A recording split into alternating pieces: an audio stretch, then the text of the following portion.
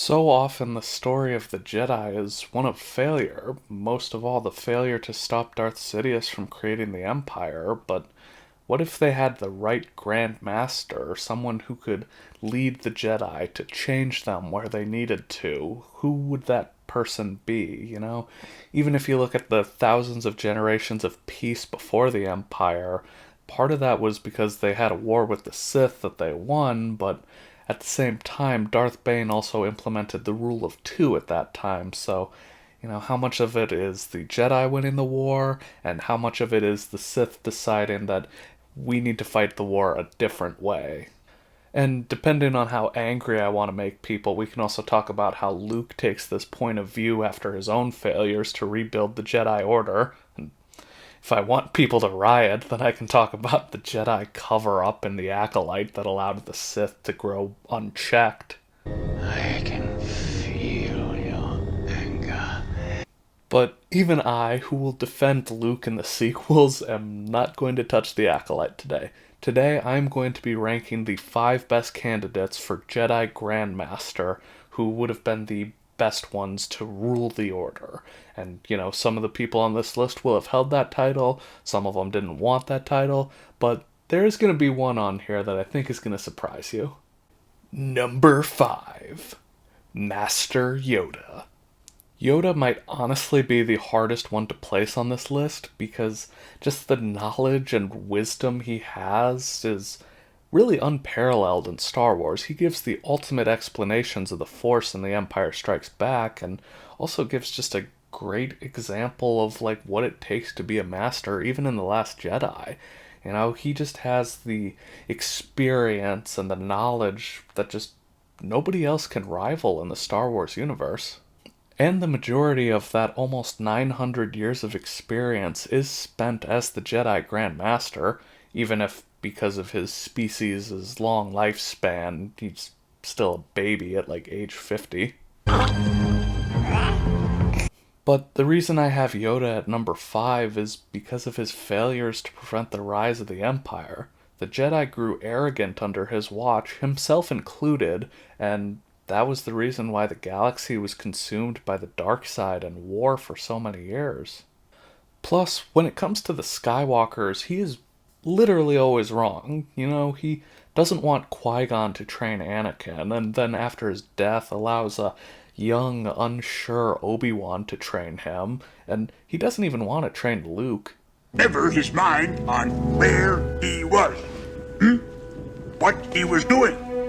He actually wanted to train Leia, which maybe it works, maybe it doesn't. I think she's a little more susceptible to the dark side than Luke is, and Luke already came really close to turning to the dark side already, but to be batting zero with a family line as important as the Skywalkers, it really just goes to show that Yoda can't always see the bigger picture.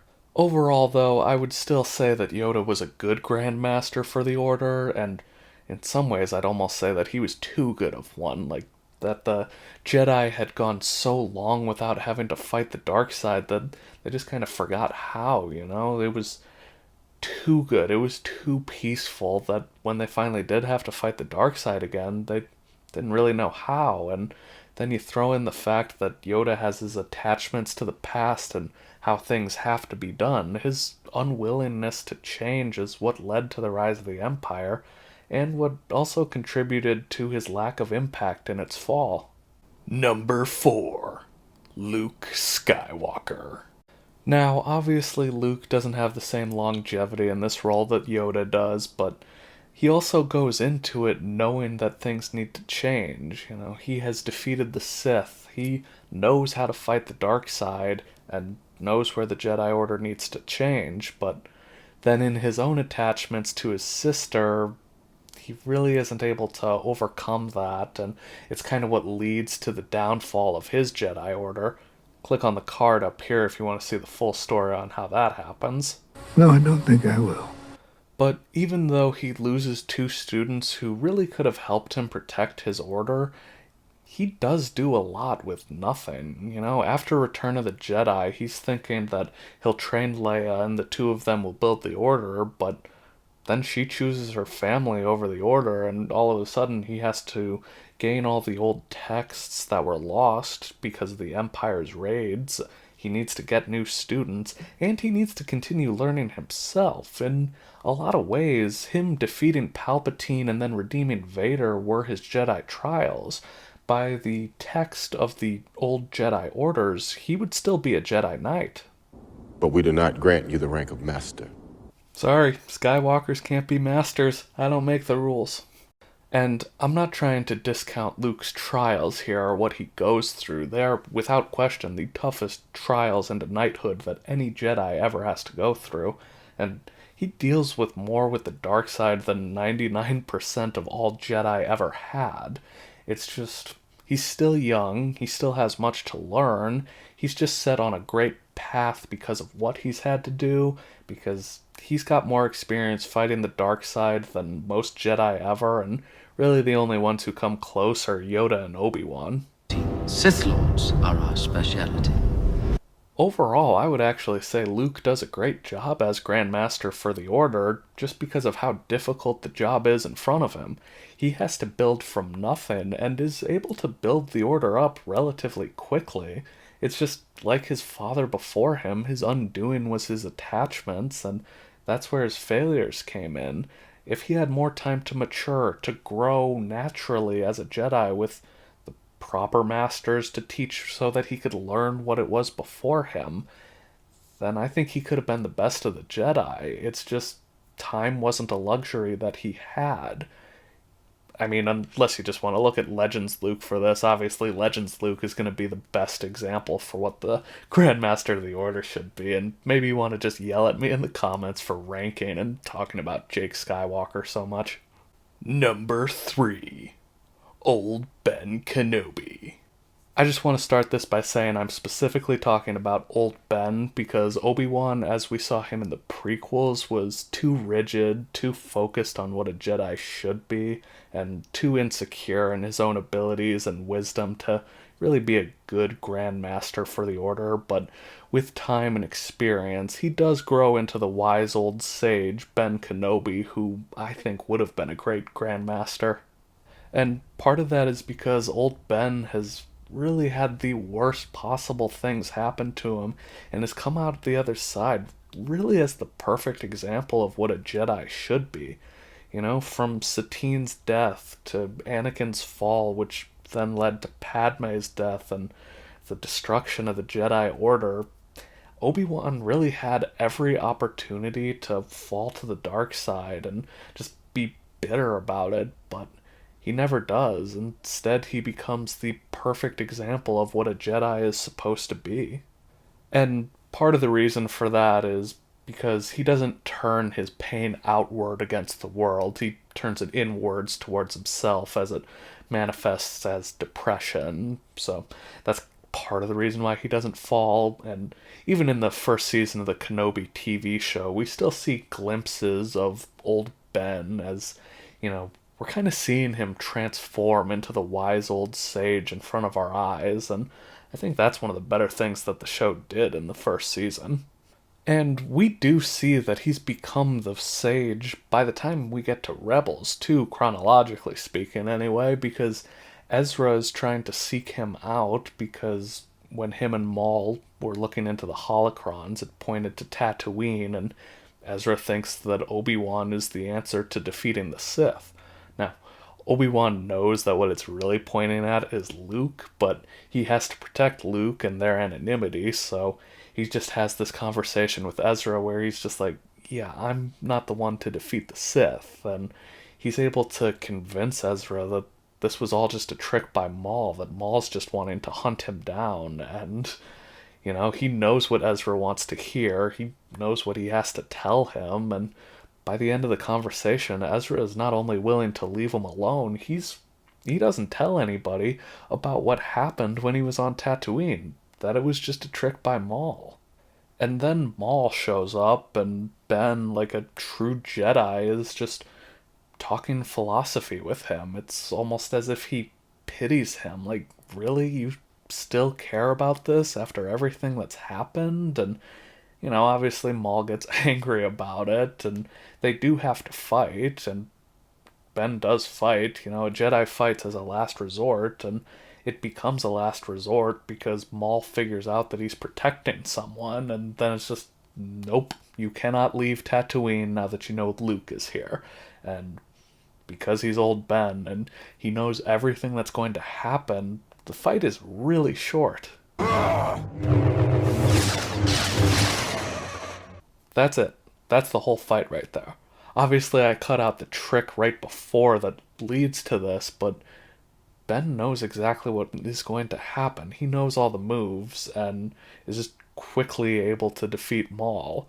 And even Maul recognizes that this is no desert rat. This is the Jedi Master, because in his final moments he's thinking, oh man, if he is just protecting somebody, then it has to be the Chosen One. And because of how much Ben has grown, he no longer sees Maul as an adversary, so he gives him that final confirmation that yes, this is the Chosen One, to give him a moment of peace, of comfort, right before he dies and becomes one with the Force.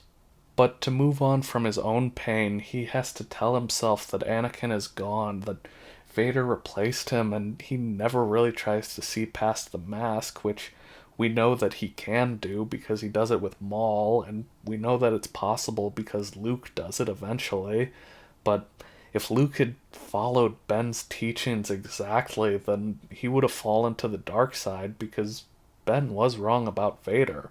Really, those two are just still so connected, in so many ways. Just Vader is like the perfect embodiment of what a dark side Force user should be when he's not going up against old Ben. That's his weakness. And old Ben is really just the perfect embodiment of what a Jedi should be, as long as he's not going up against Darth Vader. Those two would be doomed to battle each other forever, as Ben could never bring himself to kill that boy that he trained, even if just the smallest piece of him is still in there. And Vader would never be able to let go of his hatred for Obi-Wan enough to actually kill him. That's more why he would want to torture him in the Kenobi show, because he needs to feel that pain and wants to just give it all to Ben. So those two would battle forever, and the weakness that Ben has is that he's unable to overcome that attachment, and it's really the only reason I have him at number 3. In every other way, he really is the perfect Jedi. Number 2, Qui-Gon Jinn. I know what you're thinking. How is Qui-Gon not number 1? He is everything a Jedi is supposed to be. In a lot of ways, he is the Jedi. He listens to the Force better than anyone. He rediscovers being a Force ghost. Why don't I have him number 1? Well, first, I don't want to just gloss over his history with Anakin. Of course, he was right to want to train him, but at the same time, he does overlook a lot of red flags with him because he believes that he is the one who will bring balance to the Force. He wants to believe that the prophecy is true, which ultimately the prophecy is right. It's just there's a lot of pain that happens in between, so I don't think even Qui-Gon would want to make that trade. A planet gets blown up because of this, so he wouldn't make that trade. But at the end of the day, this is all kind of nitpicking. Like I said, training Anakin was the right decision. If anything, the reason why I have him number 2 instead of number 1 is because he's really too much of a maverick to be the Grandmaster. I am dangerous. He doesn't even want to sit on the Jedi Council, which is also because of the arrogance of the Council, but part of it is still that he's just going to do what he thinks is right, no matter what. He's not going to let deliberations stop him from helping people, and that's one thing when you're on the outside, and as that maverick, you can kind of move around in ways that the Council can't, but once you're taking on that extra responsibility and you're in a leadership position, you don't really have the same ability to move that way. And I think Qui-Gon would be too limited by leading the Council, because if, he thinks something is right, but then none of the Council members want him to do it, he's still going to want to do it, but that's no way to lead, really. And I think because of this, it also limits who he would be able to lead as his council members. You know, there's only a select group of masters who would be able to really work with him the way that is needed. You know, as soon as he has somebody like Obi-Wan or Mace Windu who's too rigid on the council, you're going to have more friction, and that's going to cause a whole other set of problems. So even though he has all the abilities that you would want from the Grandmaster of the Order, and bonus points, he doesn't really seem to want to lead, which I think is a great quality to have in leaders, to have it thrust upon them rather than have them chase it. I just think that his value to the council sits outside of the chambers, you know? As the Maverick, I think he is too valuable because he can do what's right and not be constrained in the same way that the council can. He can do things when they can't because it's too messy or they're getting too political for something. And really, I think he's the best one for that role. And even though he really probably would be one of the best options, if not the best option for Grandmaster of the Order, I think that he's too valuable as the Maverick to take him out of that role. You know, he's almost kind of like a combination of old Ben and Han Solo. Before I get to number one, I do also want to list some honorable mentions here, especially because most of your guesses for number one have probably been on the list so far already. So let's start with Leia, who I think is an amazing leader and really one of the best in all of Star Wars. But like I said before, I do think there is a higher chance of her falling to the dark side than Luke, and it's because she has her own attachments, and even she's kind of willing to admit it because she chooses to leave Luke's order and chooses her family over the order. And I also want to mention Mace Windu, who I do think would be a good leader for the Jedi in times of peace or transition, like if Yoda defeated Sidious and that was how the Clone Wars ended, but then Yoda died doing it, then I think Windu would be able to transition to the next generation of the Jedi because he's got a firm grasp on the rules and it can be useful. He's just too rigid, really, to be a long-term fix for the Order, and it feels weird saying that for a guy who knows how to use his opponent's dark side against them. You know, that's what Vapad is, yet he's still so rigid. I also think Count Dooku would be interesting because he turns to the dark side because he wants to make the galaxy a better place, and there is corruption in the Republic that he wants to stop, but at the same time, he obviously falls to the dark side. I just think it's an interesting option because of his ability as a politician, his desire to make the galaxy a better place, and you know, at the end of the day, though, he did become a Sith Lord. That's why he's not in my top five, but that didn't stop Revan from becoming a Jedi, though. Also, if you've watched the Clone Wars TV show, you know that Plo Koon has a certain wisdom to him that I think would make him a great option to be Grandmaster. I'd definitely pick him over Windu. And if anybody says Ki-Adi-Mundi... Stop it. Get some help. And now, number one, Padme Amidala. What? That's right, I'm going with a non-Jedi here, because war does not make one great, and you do not need to be a great warrior to lead the Jedi. You need to guide them so that they can grow, ensure that they're doing what's right, and listen to the Force. Which, of course, Padme can't listen to the Force, but hey, of course she knows right from wrong, and she's very principled in her beliefs, as she's always the one in the Clone Wars who's pushing for peace, and she always wants what's best for the people rather than what's best for the Republic. And even though she can't use the Force, she can still handle herself in a fight, and just as importantly, is always defensive in her fighting, as a Jedi should be, you know, and even if you don't think that she's powerful enough to lead the Jedi, I think Palpatine would disagree with you even, because she's the one he has to plan around the most to destroy the Republic. Click on the card if you want to see why. The reasons why I would say Padme would be so good in this role is because she's not afraid to do what's right, she's able to convince others to work with her, she can lead in times of war, and most importantly, she's able to look introspectively and question if what she's doing is right, because by the time we get to Revenge of the Sith, she's joining the delegation of 2000 and is questioning if they've been on the right side of the Clone Wars. To me, she is the best leader in Star Wars and is the one character who I would say could have been Chancellor of the Republic or Grand Master of the Jedi Order and done a great job as either. And that's my list for today. Let me know down in the comments what you think of it. I know most of you probably weren't expecting to see a non-Jedi put on this list, but I think in a way that kind of works for it. You know, it's why Yoda is a little green Muppet instead of an Arnold Schwarzenegger type, you know? It takes more to being the Grand Master than just being a powerful warrior, and I think picking Padme sums that up pretty perfectly.